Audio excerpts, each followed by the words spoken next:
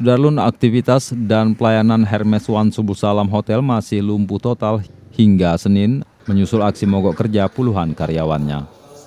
Karyawan menolak kehadiran Harian Padaga yang mengaku sebagai owner Hermes One Group untuk memediasi persoalan yang terjadi.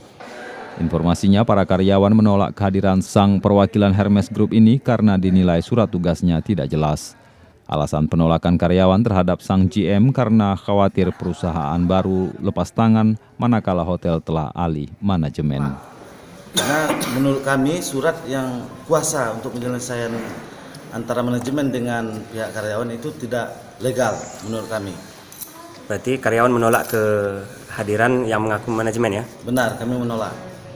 Sejauh ini apa yang dilakukan karyawan jika ini tidak diselesaikan hari ini? Tetap mogok. Ya, kami tetap mogok ya sampai mereka menyelesaikan.